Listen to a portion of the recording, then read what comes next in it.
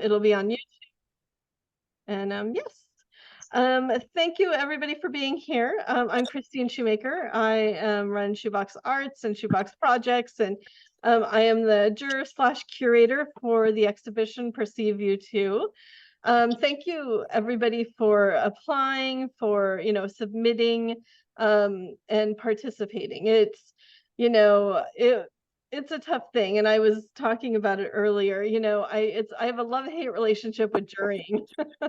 I always say it's going to be my last time, but then I come up with a great idea, where I'm like, something that I want to see, and I'm like, let's put that out there and see what happens.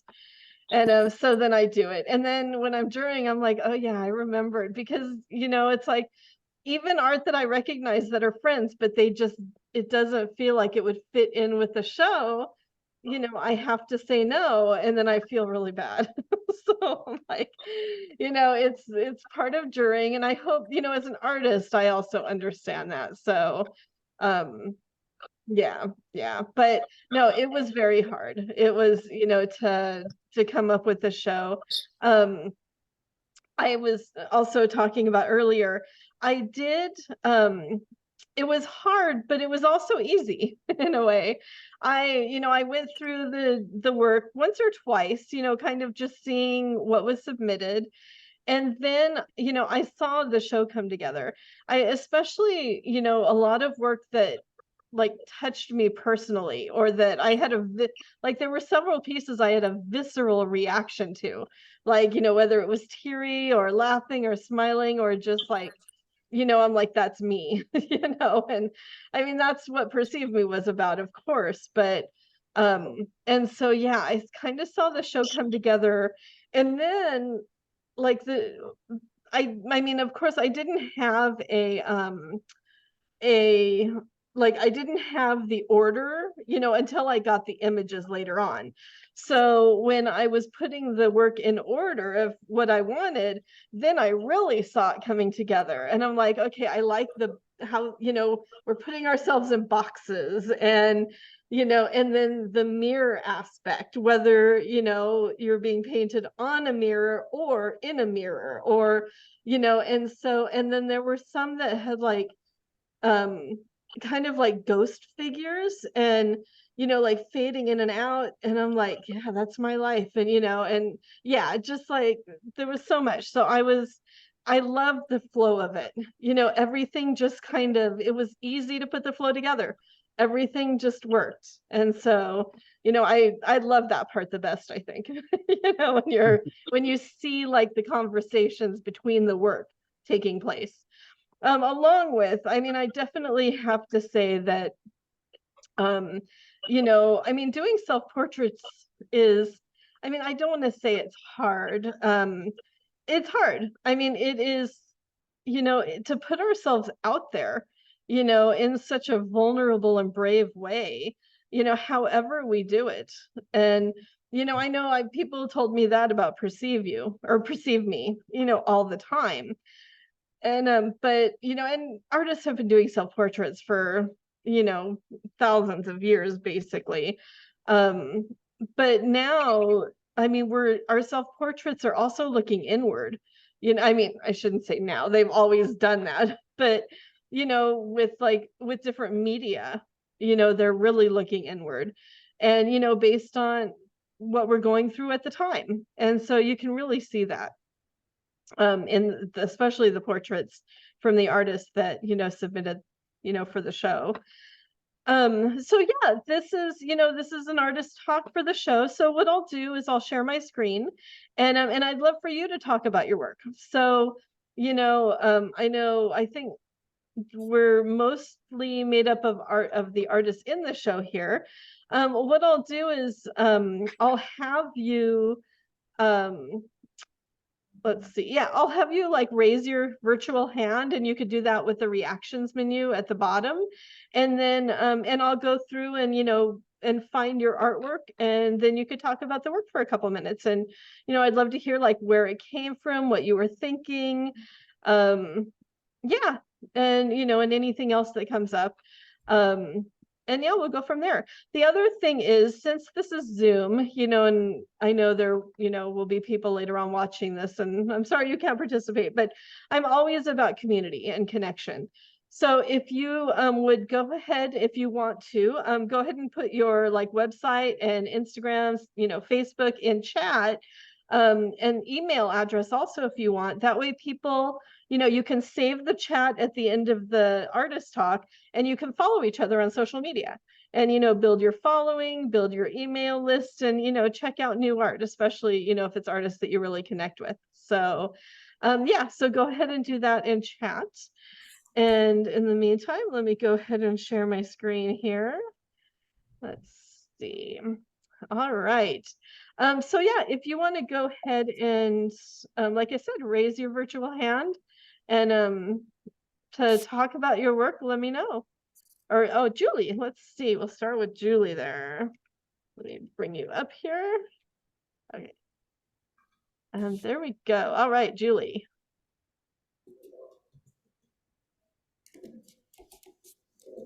Hi. Yeah, I get to start.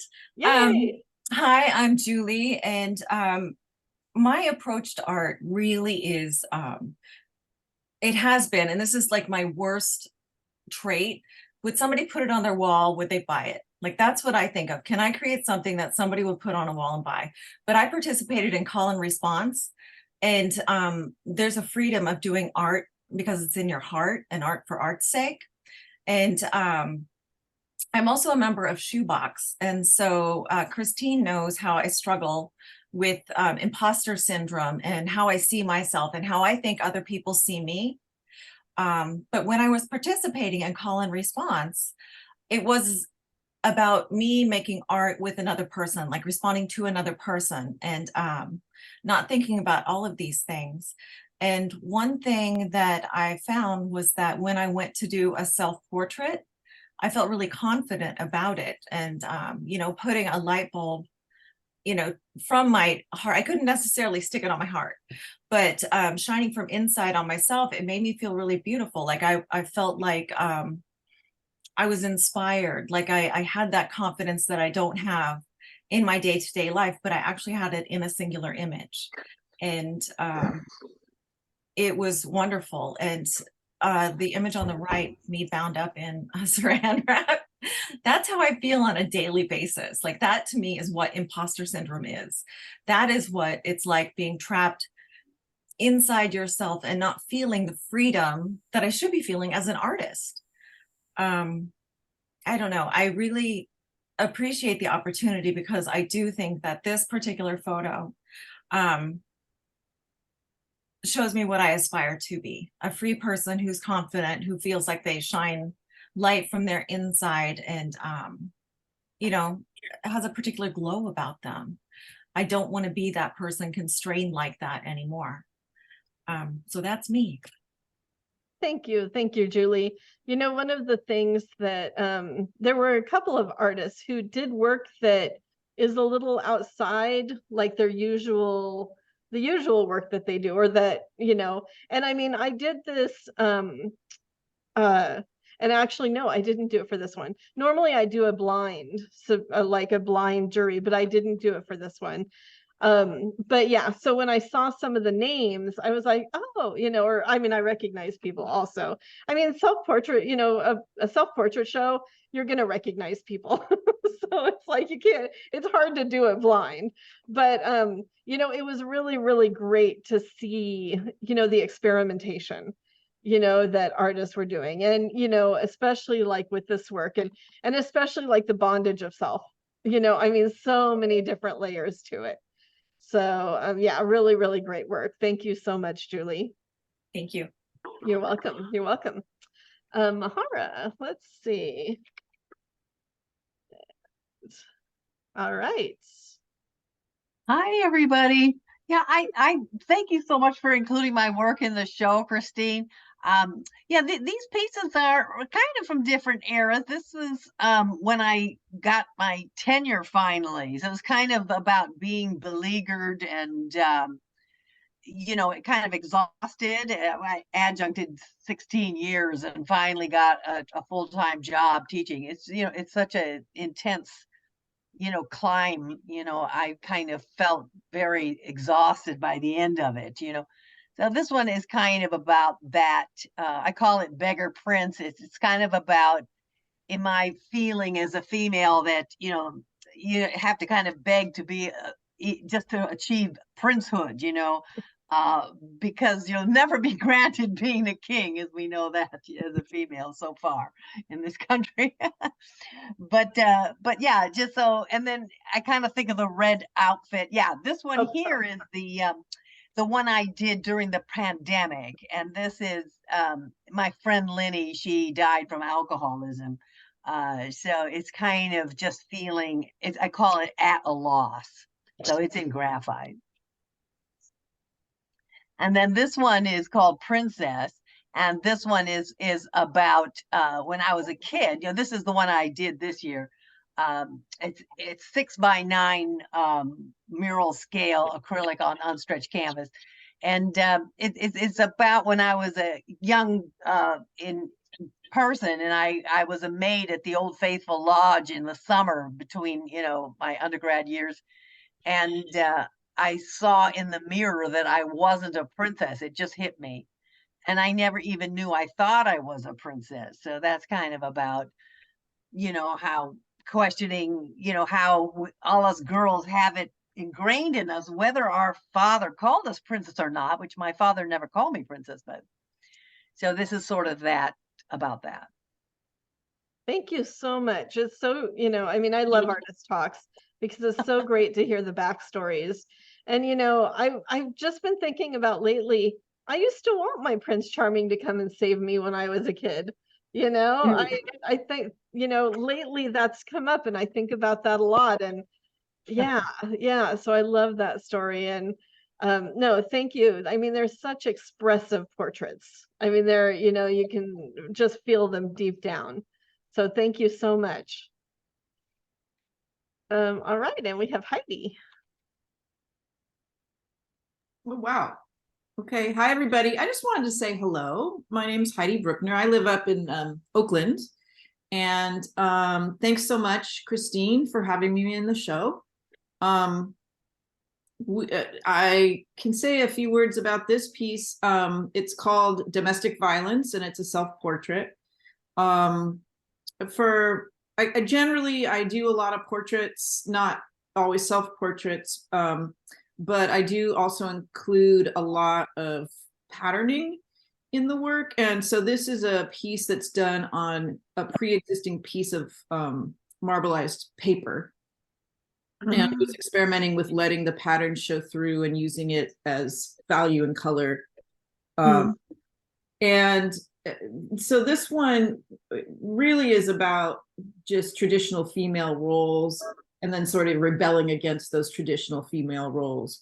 So I did a series of self-portraits with kitchen tools in threatening positions called Domestic Violence. So it's just sort of suggesting a humorous way of how to get out of traditional female roles. But anyway, it was interesting to see this piece chosen, and I thank you so much for choosing it. Oh, you're welcome. You're welcome. No, it's also like a very expressive piece. And I love, I didn't realize like that was paper, specific paper that you painted on. And I love how it comes through, and the image it really goes in and out, with the colors that you're using and the composition, and it just, when I was looking at it, I mean, just the can openers, and everything that they represent, domestically, but also I was thinking, like it's open as a weapon, I mean, so there's just so many layers to this. And yeah, and just the look in your eyes, that is something that I noticed with a lot of the self-portraits that came through. Like just, I could, looking in most of your eyes, if I could see your eyes, then yeah, it just such expression. And like whether sadness or grief or, or power, rebelliousness, or, it's just amazing to see. So, yeah, thank you. Thank you so much. It's a wonderful portrait. Well, thanks for your kind words. You're Nice to welcome. meet everyone. You're welcome. All right, who would like to go next? Lynn. And if I don't think you can hear, but Lynn's actually just upstairs for me in her studio. Well, let me move my chat out of the way here. Well, thank you. Thank you, Kristine. This, I don't know if you can tell, you can't really see it that well, but this is on an antique mirror, like one of those little hand mirrors. Actually, I think it was like one of those spinny ones before it lost its bottom part. The spinny part's still there. And what I wanted to do was, well, I've got two versions included in this. I have an aversion to looking at mirrors, looking at myself in a mirror, and I have an aversion to just basically images of myself. Like Kristine said, I think this is possibly the second self-portrait I've ever done in my career as an artist. I just, I avoid it very consciously because looking at myself in the mirror for that period of time is it's not fun for me. So this was kind of a desensitizing therapy. I had to spend so much time just looking in that blasted mirror, and it was interesting because after a certain point, I kind of covered up my face, and so then it was a bit of a relief at that point. But you kind of have to, I mean, mirrors are like a necessary evil. You have to look and see if you got spinach in your teeth or something like that before you go out. So you kind of have to look in a mirror once in a while. And I had originally intended to just kind of follow like what I saw myself in the mirror, that copy that image or paint over that image. But I don't know and I'm not, scientific enough to know, but I think it has something to do with the parallax view. And basically every time you look, it kind of shifts and it changes. So it was really frustrating at first. And I just felt like I can't get a handle on this. And then I started with these kind of cadmium red lines, and I just went with it. I sort of liked it. I sort of like the fact that there's all these multiple lines and kind of searching for this image of myself, so it's kind of this metaphor of me sort of looking for myself and all the parts of me, all the parts that make up me. And it's okay because eventually it turns into a whole image. And I wanted to leave parts of the mirror. Again, I'm not sure it's hard to see in the photograph, but a lot of these parts of the mirror are that look kind of gray are actually, you can see the mirror. So what I like about that is the viewer can also catch glimpses of themselves. They perceive themselves as well as me. So it becomes like a conversation between my image and the viewer's image. And I just liked that. I liked it.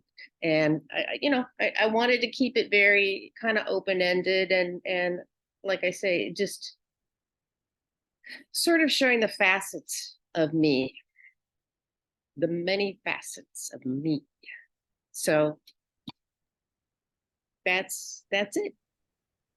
I love that. Thank you so much, Lynn. And it really does. I mean, the layering, the mirror itself, like you said, looking in the mirror and then just like each layer added something new or took away from something, like you said. whether you were hiding a part of your face or, you know, I love Mhm. like the darker, like on the left, I don't know, depending on what side you're on, the left side of your face, it's like you're in shadow. So you're putting yourself in shadow, you know, but then also you're drawing attention to your glasses because your glasses are bigger.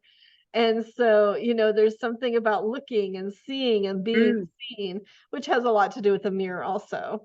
And I was wondering, I'm like down here, I wonder if that's your hand. Like you can see the mirror. Oh, you know what? I think it is. Yeah.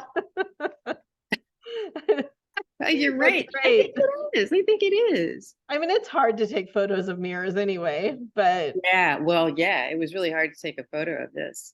But like I was saying, that's kind of part of what I like, you know, is like you can see, like if you're looking at it straight on, you can see kind of yourself also coming yeah, through. So it's yeah, pretty I cool. love that.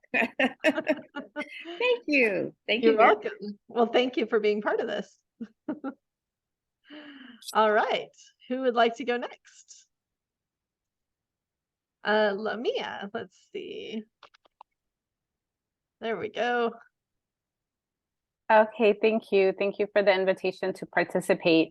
I have two portraits up on the screen. Can you hear me okay? Yeah, yep.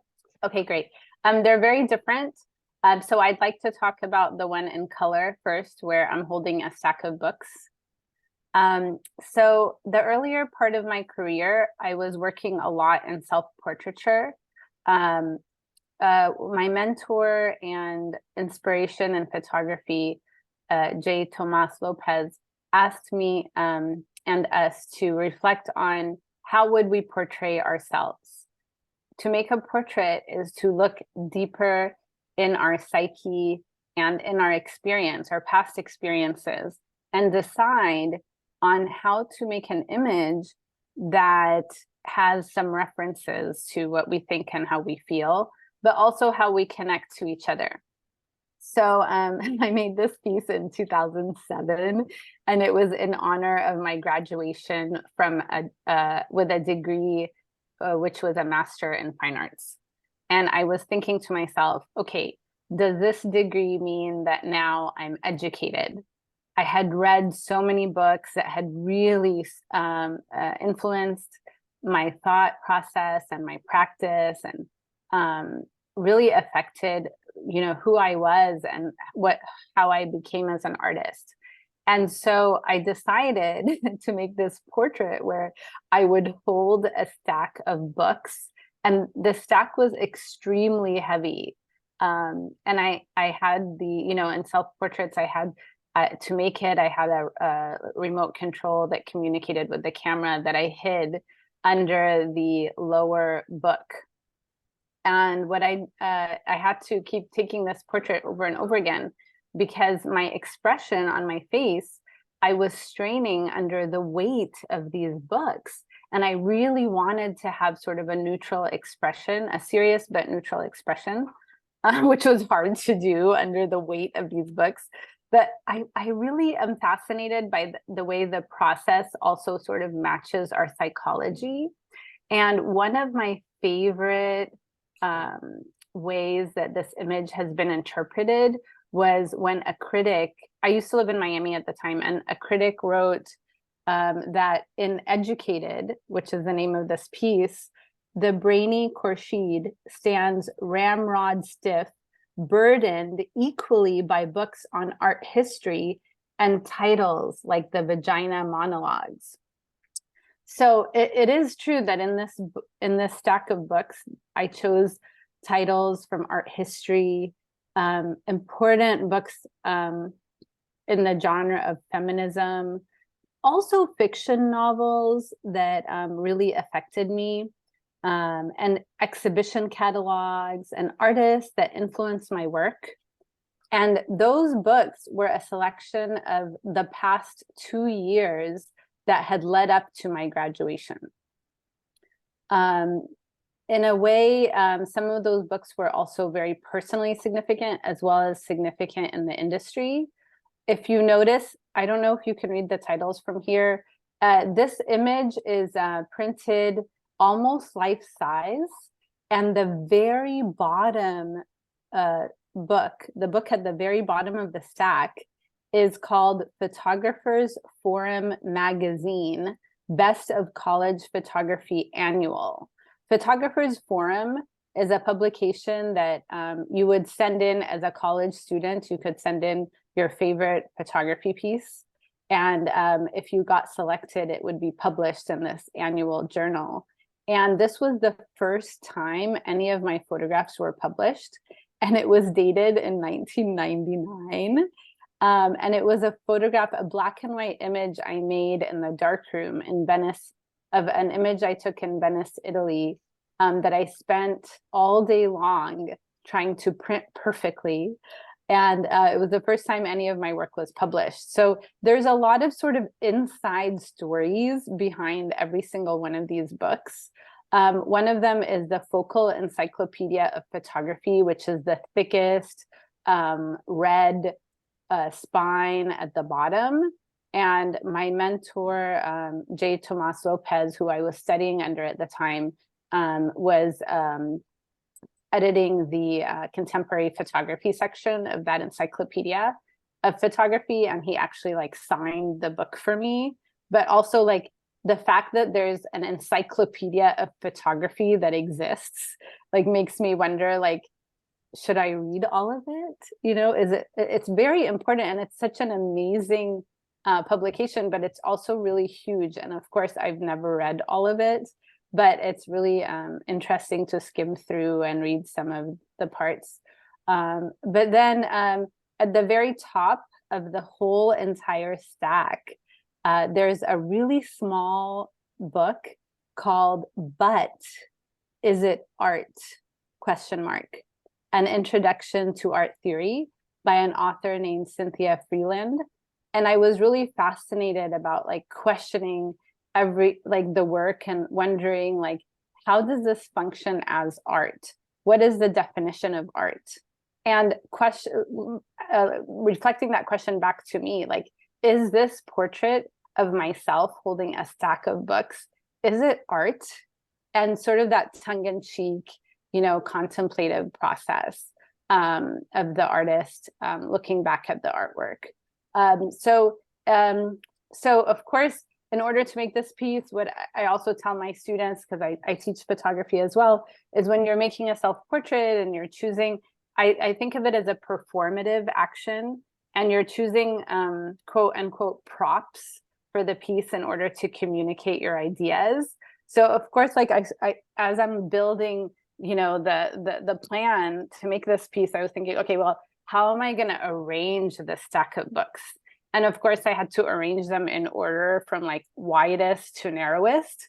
And wonderfully, which like as a result of the decision to arrange them that way, I feel that in the photographic two-dimensional image, it sort of looks like an apron.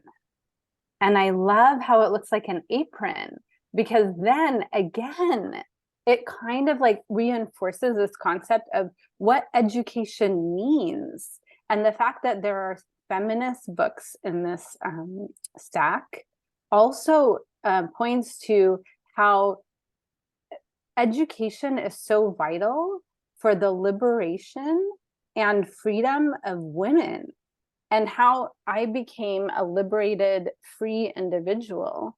But I had to fight and combat, as all of us do as women in society, the forces that oppress us.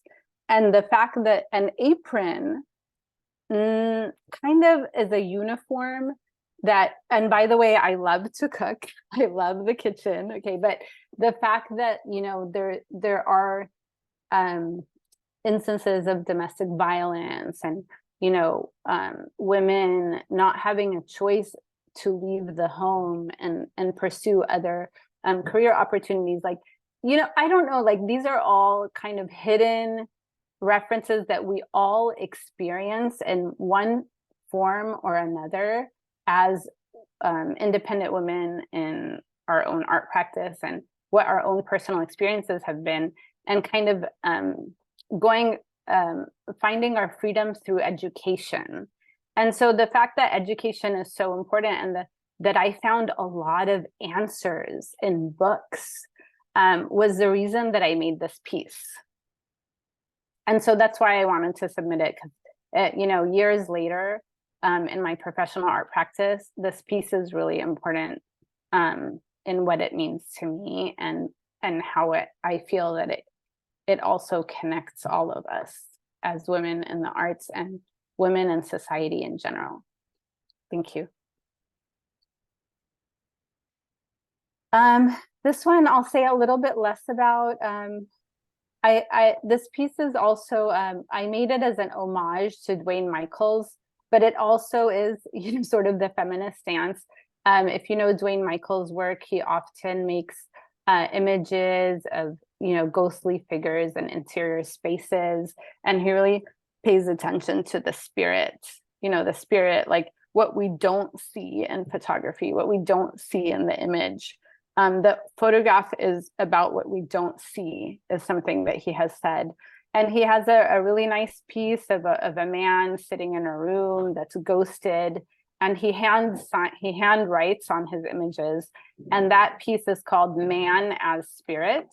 So when he came to speak at the University of Miami, where he was teaching at the time, a group of 12 artists made a limited edition book that we gave to Dwayne Michaels, the Low Art Museum, and the art department at the University of Miami.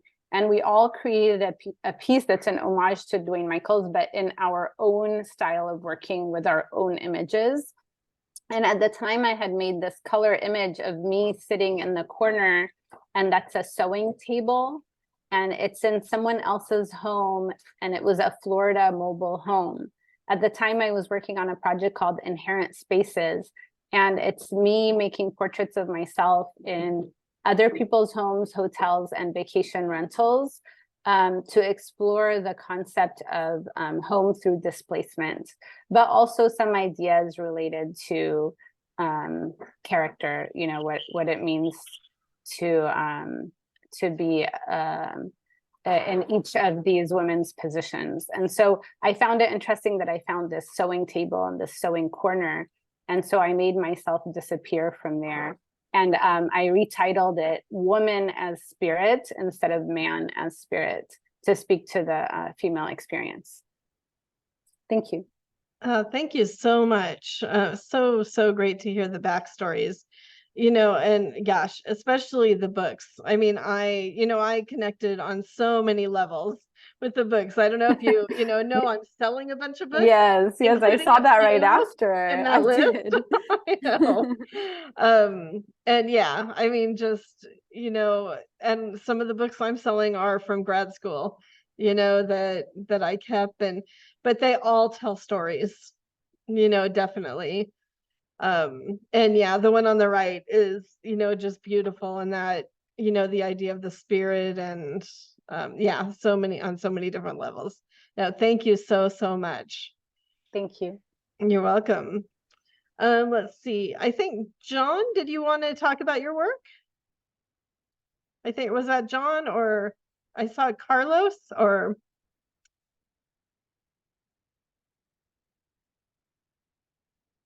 I don't know where they went, if they're still here or not. They may not be here. All right, if you want to go ahead and talk about your work, and you can raise your hand. Mara, awesome. Let me see. And let me find you here. Oh, there we go.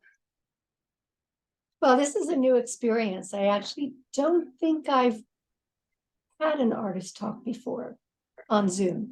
So it's a nice experience to have, and thank you for including me. You're welcome.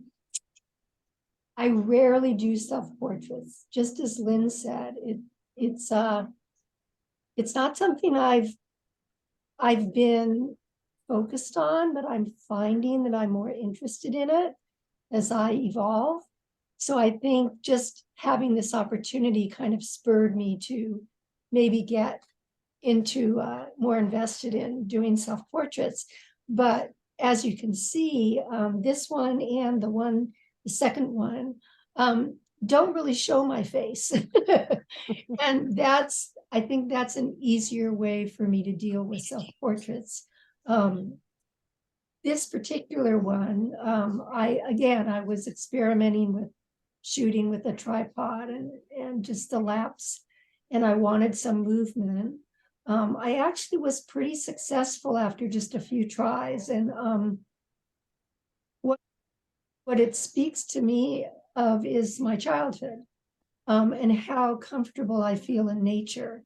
So I had created some kind of vines, like a wreath on my head, and was just kind of in the garage, running across the wall. And I was a dancer, and I was very physical in my youth. So I just wanted to capture that sentiment.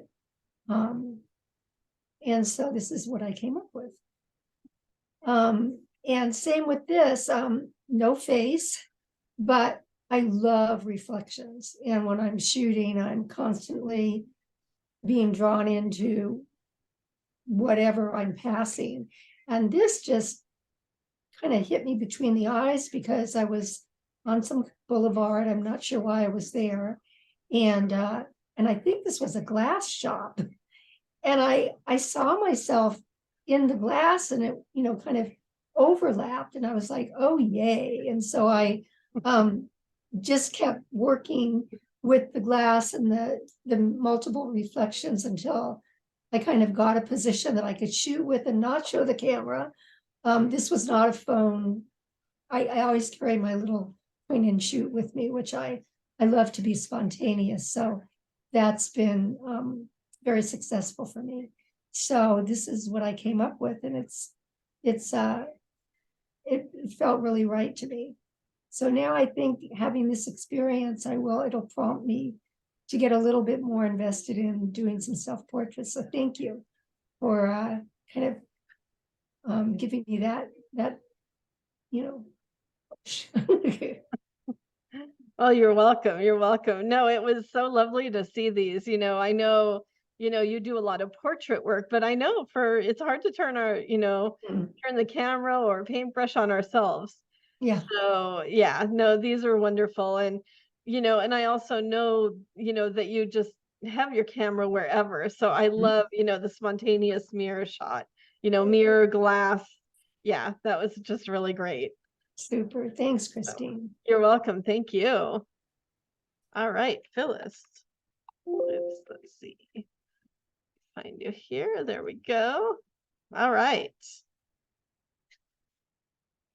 You may want to unmute.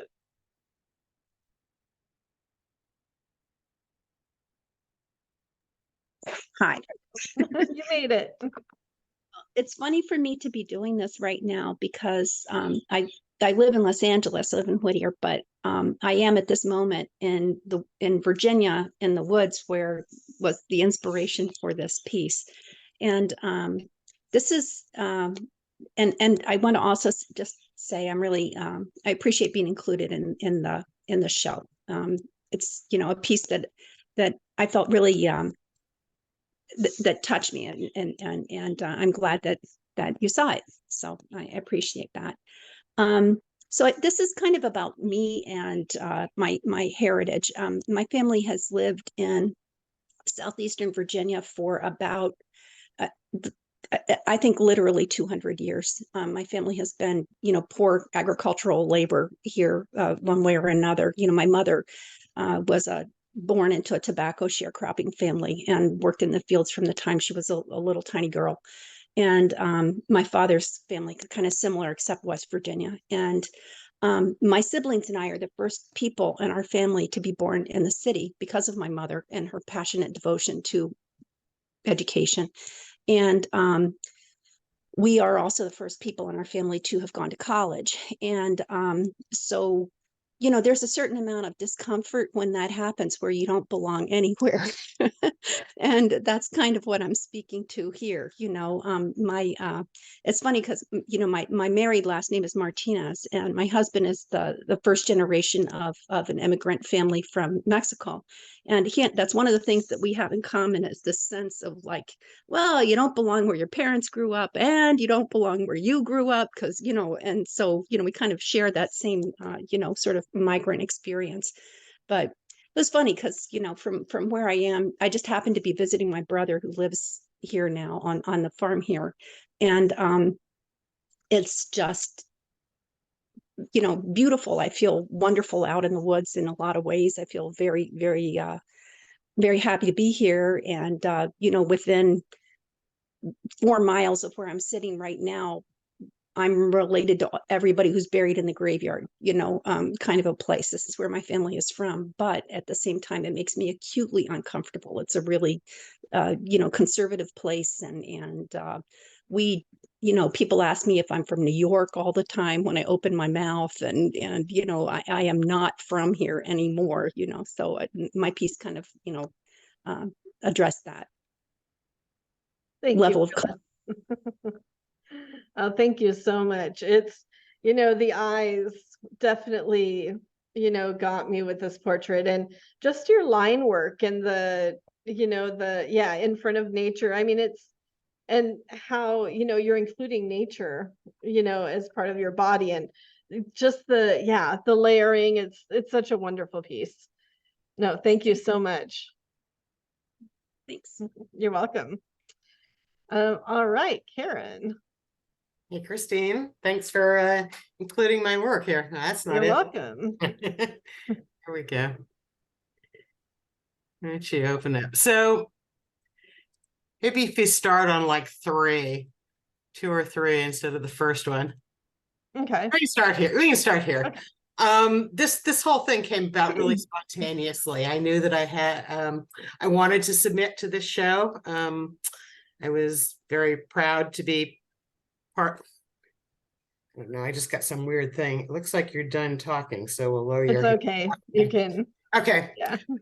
So anyway, I had been in the original where we were making portraits of Kristine, and I had missed the first perceive me, or no, perceive you, and I wanted to see if I could be included in this one. So time was running out, and who knew? I brushed my hair to make sure that the shower wasn't full of my hair falling out, and my normal curls got really frizzy, and kind of looked at it in the mirror and said, oh, I have an idea. So I grabbed the iPad, which I of course keep in the bathroom, and took this whole series of shots. There's of course more in the series after doing them, this piece in particular. So there is an apple, and it's very Magritte like.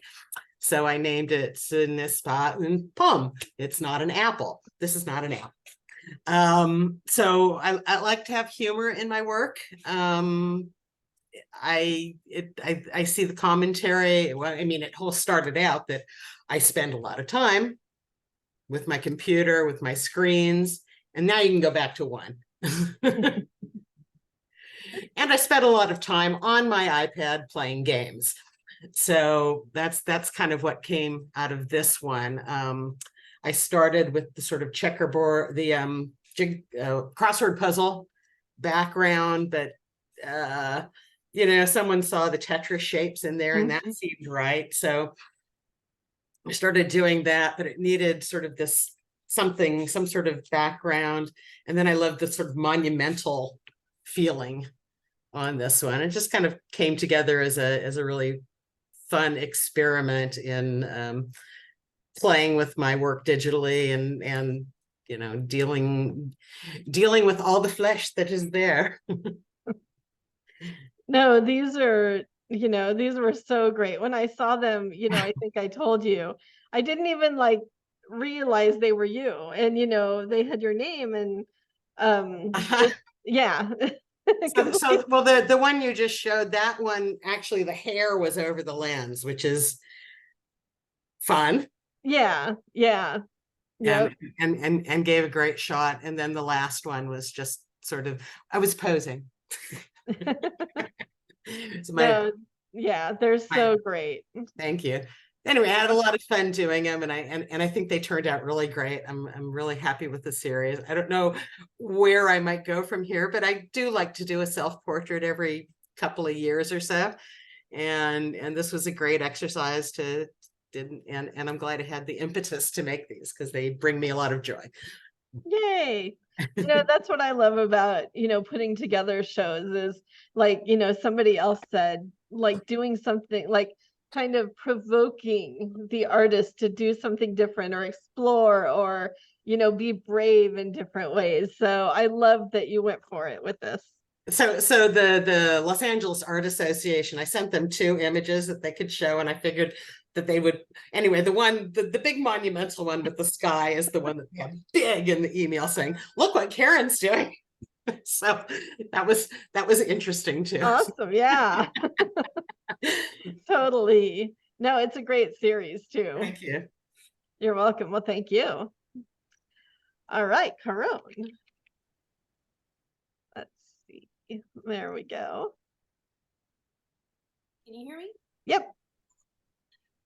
So this was done in 2019, and I'm just saying that because since then we've come into the he, she, her, these categories, and it's something that I've always sort of lived in my head as both male, female. I don't know how to explain that because the body isn't male, but so a portrait of me with a beard is sort of my male representation. The hat and the glasses come from what I would sometimes wear in a past YouTube channel that I did, and sort of the black and white contrasts, how we put things into life is very black and white when it's, yes, it is that, but it's also nuanced. And so I love the bees. So I have the honeycomb, and as a quote female XX chromosome, the female worker bee is a concept that I love. Plus I love supporting the bees because there's a issue with them dying. And so that's really important to me as well. And then the skeleton, which for me, the skeleton is an amazing piece of architecture that we don't walk around exposing. We have our flesh and we're judged by the flesh, but there's this exquisite skeleton that, keeps what we see. So, we look at each other's faces, but the skeleton underneath that is the construct that enables us to see each other. So for me, that's sort of all going together. The humor, I love the humor in life. So the ribbons coming out. And then of course the snake where a penis would be, also throwing that in. And scrolls are something that I've been working on for a while. In fact, thank you so much, Kristine, for putting me into your exhibit with the portraits of you, and that was on a scroll. And then this I thought would be a good one to include, and I'm doing other work on scrolls too. So thank you for including me. Well, you're welcome. Well, thank you for being part of this. Yeah, it's, identity. It's like artists are exploring, identity in so many different ways. And, I love how how you just kind of pushed it, with the beard and, the snake. And yeah, there's so much symbolism and so many layers. It's really wonderful. Thank you. You're welcome. You're welcome. Thank you. All right, April, let's see. And there we go. Okay. So a while ago I started trying to take a different direction in my art, make something more analog, because I was doing a lot of digital art, and something more meaningful, just not just aesthetically beautiful.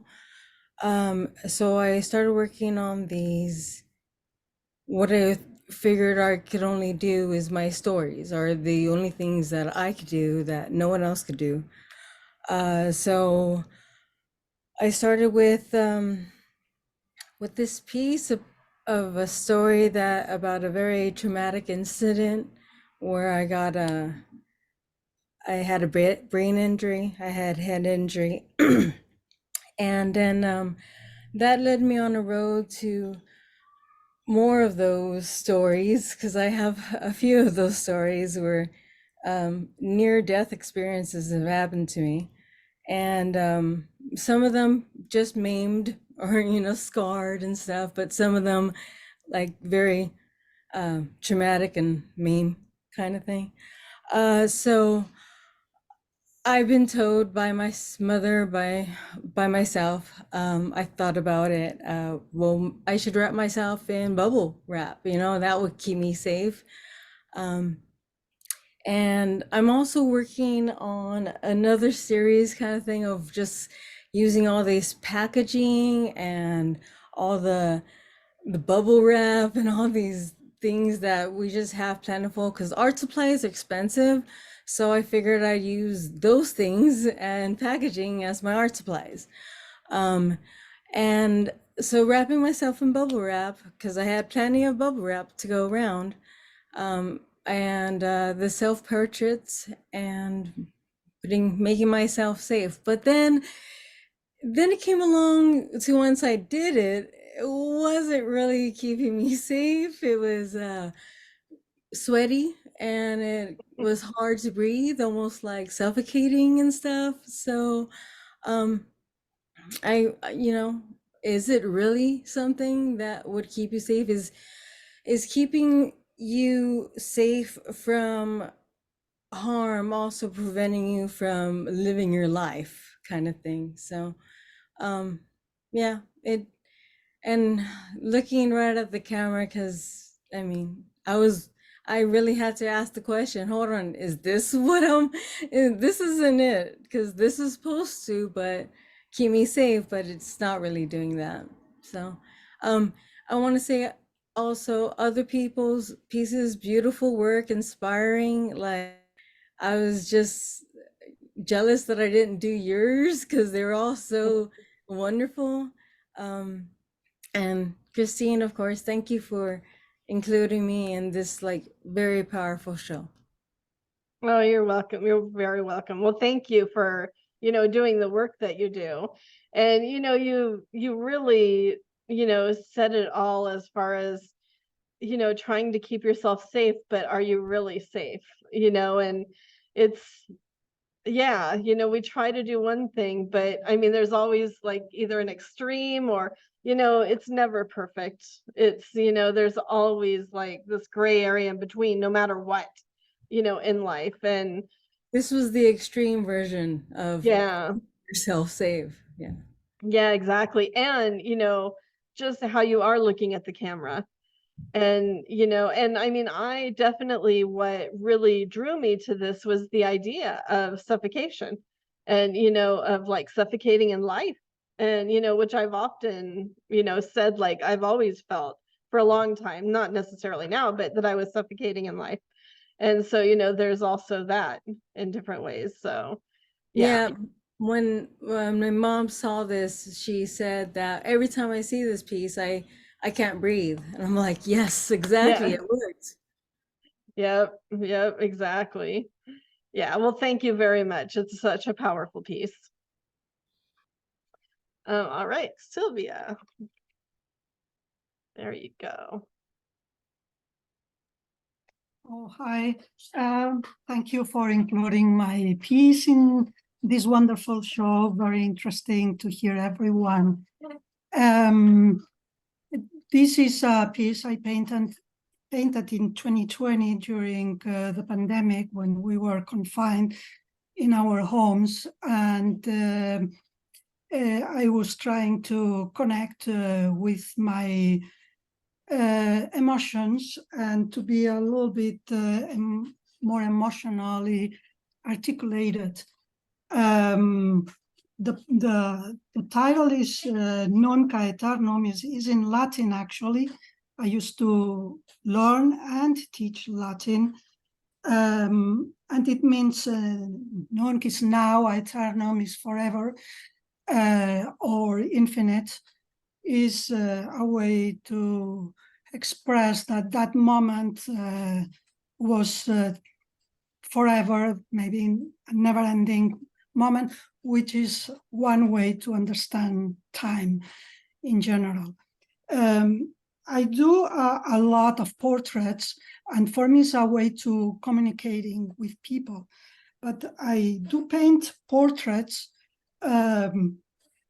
based on a paradox, very simple paradox. In one way, I believe that everyone is unique with all our differences. Is nobody in the whole universe like each one of us. And in another way, I think we are only one person. If there is only one person in the whole world. And I do believe that. And my practice is to paint as many people as I can during my lifetime, so I can understand a little more who we are. And it's the same I do with self-portraits, the same paradox.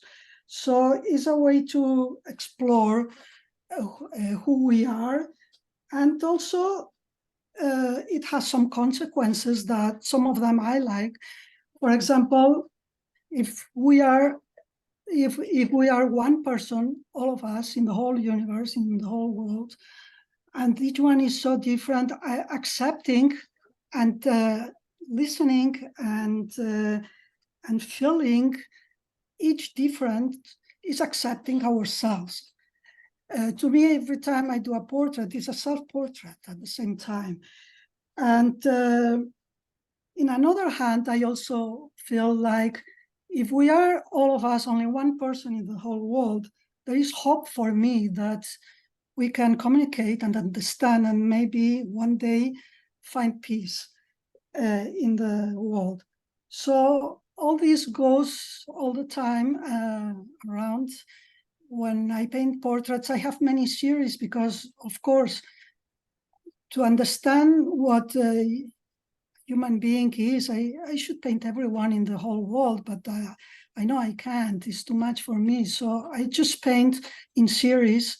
If I am between artists, I have an unfinished ongoing series of portraits of artists.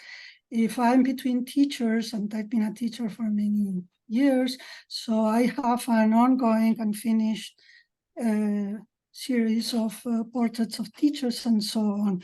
So a little bit, that's what I do. And here in this portrait, maybe I express a little bit the unique thing that one person, in this case is me, and the infinite universe that it's in the background. Wow, thank you so much, Sylvia, for talking about your practice. And I mean, it's such a powerful portrait, and it's very simple. I mean, it's Yeah. the colors, the background, but it says so much. I mean, I was actually, should I put this? I mean, it's the last in the exhibition, and I'm like, do I want to end with this? But I kind of felt like I needed to. Like, I don't know, there's more that we need to explore. And I was just seeing so much in just the bend of your head and your back and your hand on your knee, and it's a really wonderful portrait. Thank you very much. You're welcome. Thank you.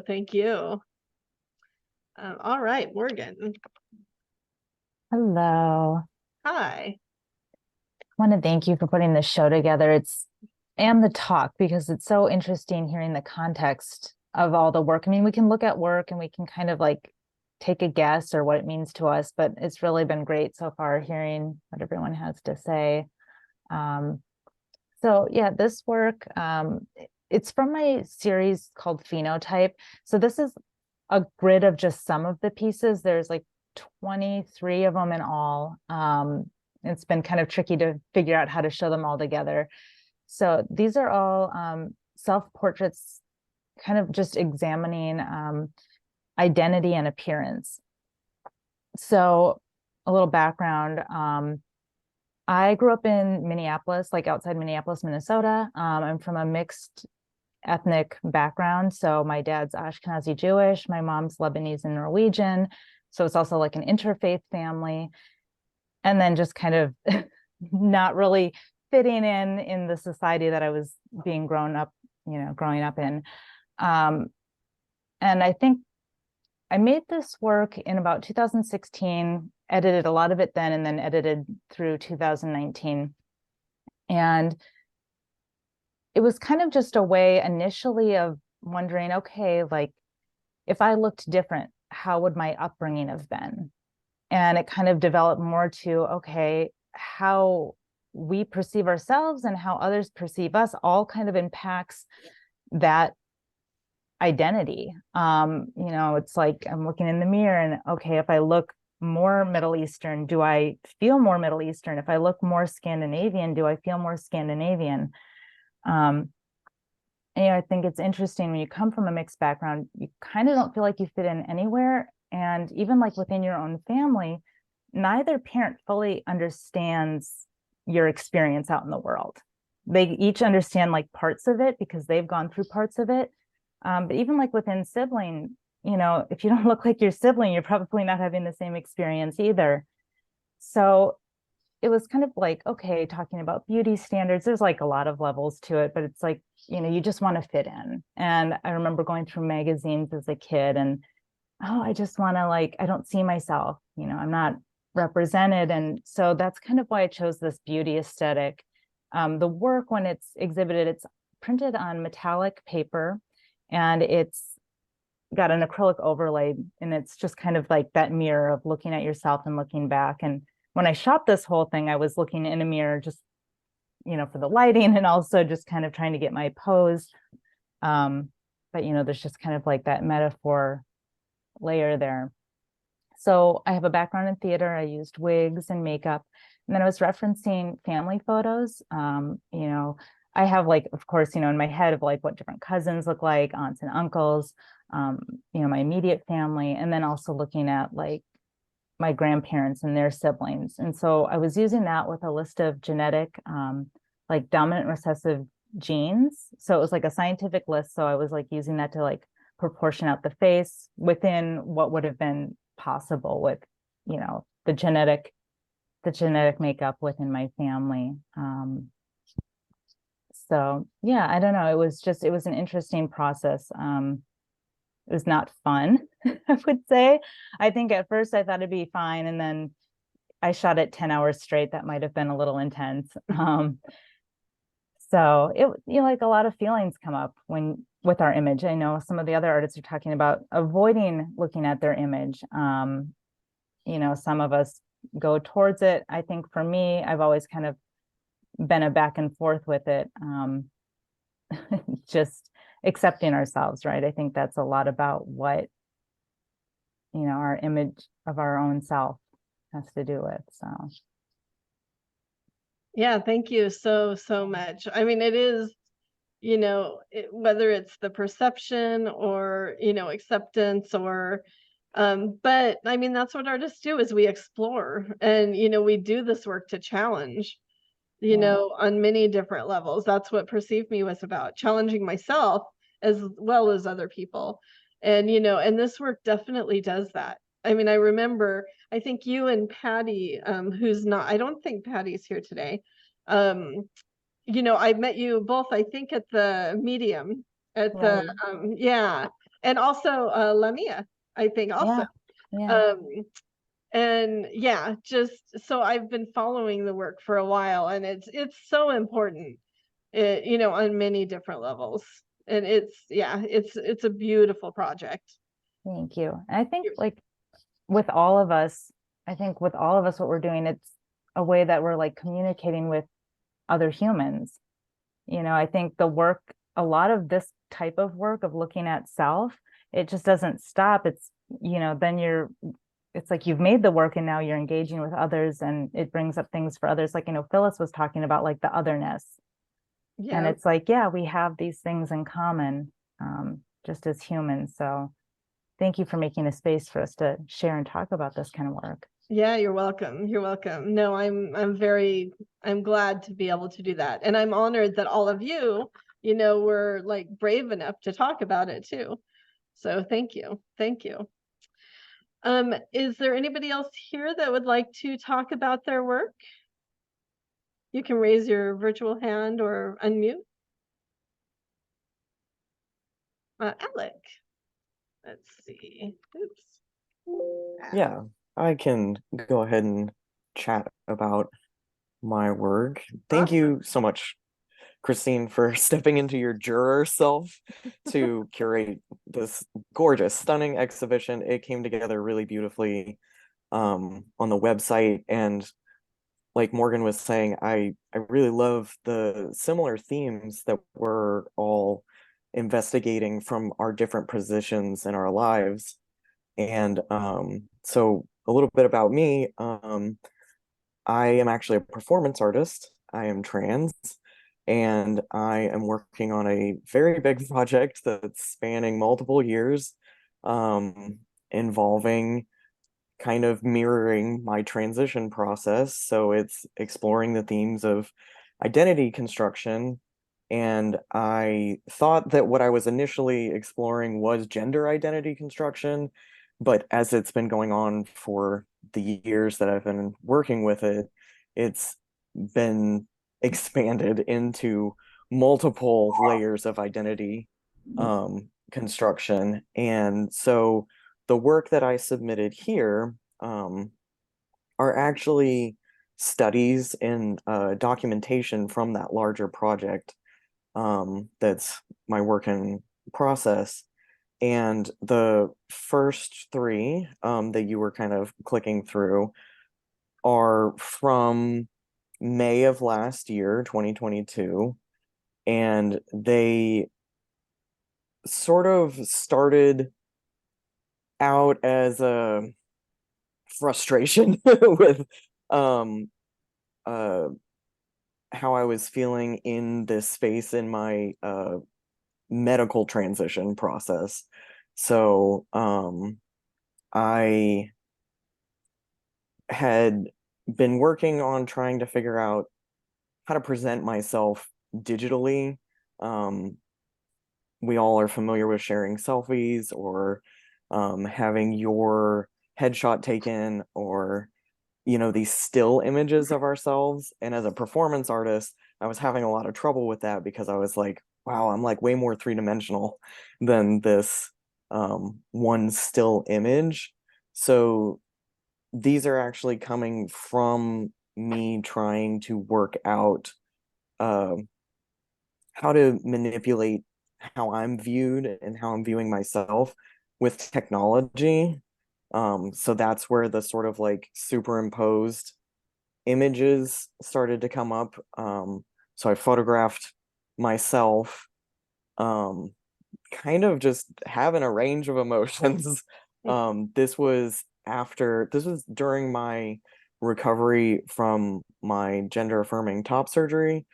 And I couldn't do a lot of my performance work. I wasn't able to use my body in the ways that I was familiar with to construct the sort of narratives and the art that I was used to making. So this put me outside of my normal medium, but I still had that like artist impetus to create work. So so that's kind of where these came from. And then the more color image is something that I was calling glitch. Like it's from a series of images that I purposely kind of, it's superimposed, but they're kind of spliced and glitched apart so that like, my eye kind of moved over into my hand. And I guess the like formal discussion of this topic is that in this, gender identity construction sort of narrative that I was working on, this is also layering it with the intersection of bodily autonomy and modification. As you can see, I'm very heavily tattooed, and a lot of that happened after I had my top surgery because I was like, well, if I'm going to modify my body to a degree that most folks are going to consider maybe a little extreme, then I might as well create my own image, my own vessel in the way that I want to see it. And so these were kind of a study of that process of that self-determination of what I wanted to look like and how I wanted others to see me. But yeah, it all kind of has these similar layers of how am I seen versus how others see me, and the constant kind of like struggle between how do I want to show up in the world? What makes me feel good about existing in my own body, versus is this gonna make other people feel uncomfortable when they're in contact with me? So I'm kind of documenting the process as it's happening, and just yeah, it's part of a bigger work that hopefully I'll get to show in Los Angeles here sometime soon. Awesome. Well, thank you. Thank you so much for, for sharing all of that. I feel like, and something I was going to say earlier is we're all performance artists, I mean, in different ways, but I mean, documenting in this way, documenting ourselves, whether we use props or use, digital manipulation or, whatever it is, we're performing ourselves. And so, depending on whatever the subject matter is, whether it's, for identity, whether it's, trying to find yourself or trying to find out, like who you want to look like or I guess who you want to look like. And I love like the transition of these pictures to where you are now, like you are owning who you are. And, and I love that. I mean, that's such a beautiful thing. I'm still working on that.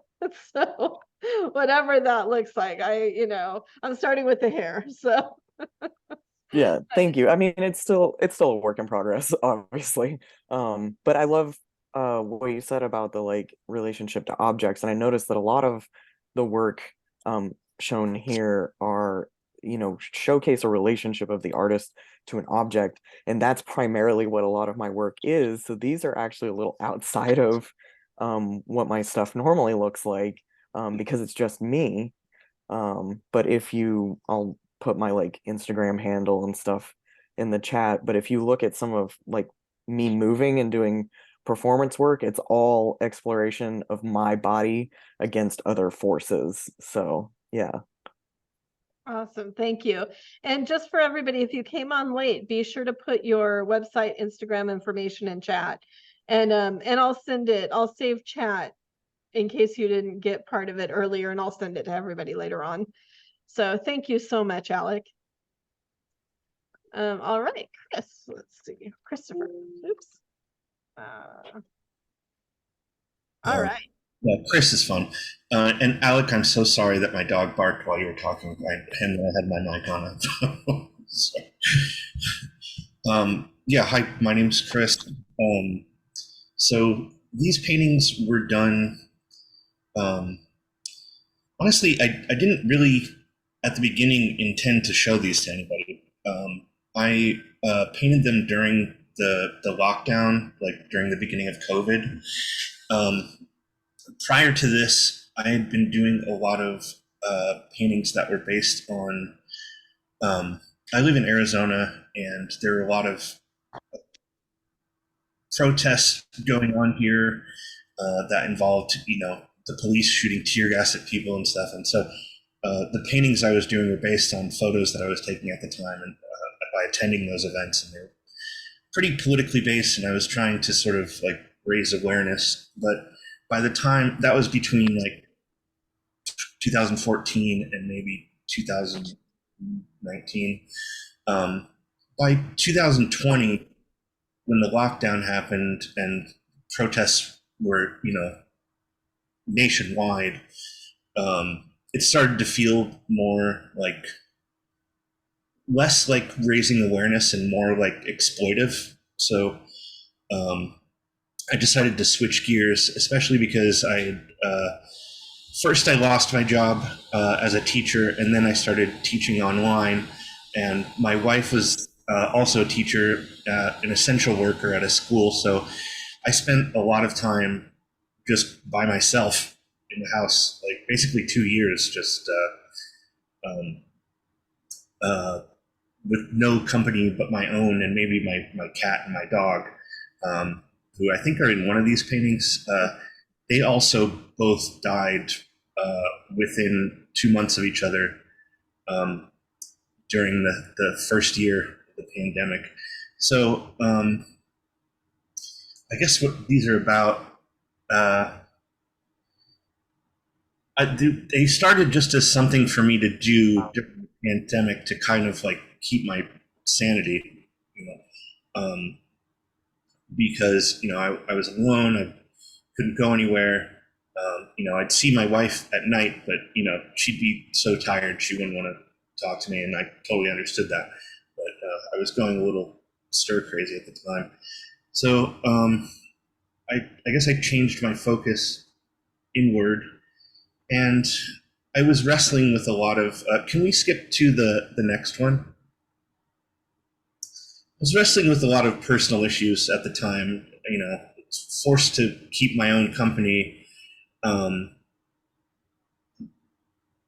I was doing a lot of things that I shouldn't do, like, if anything, just for my health, So I ended up having a little bit of like a medical scare, and I had to go see a doctor, get EKGs, a bunch of scans done, MRIs and things like that.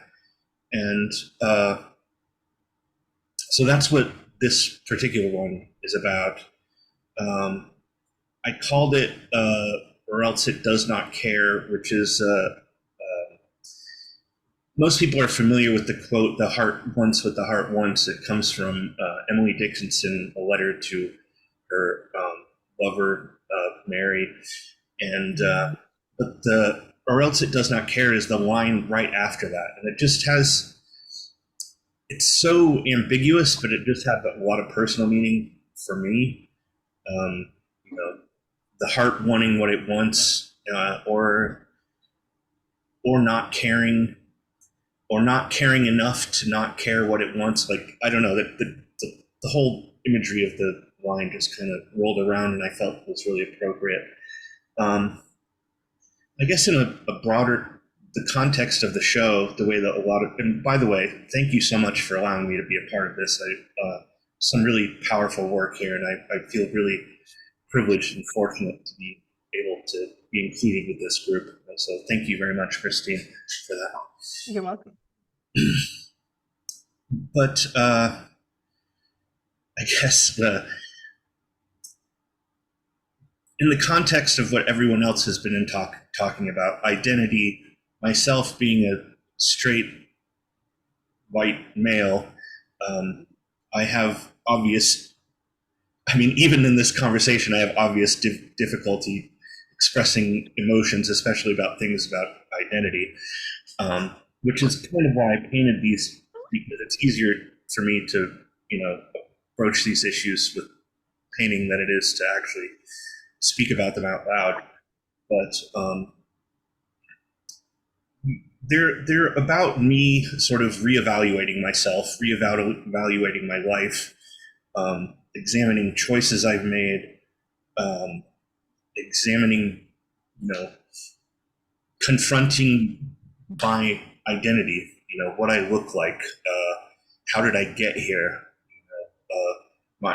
seeing myself age, my, the loneliness at the time,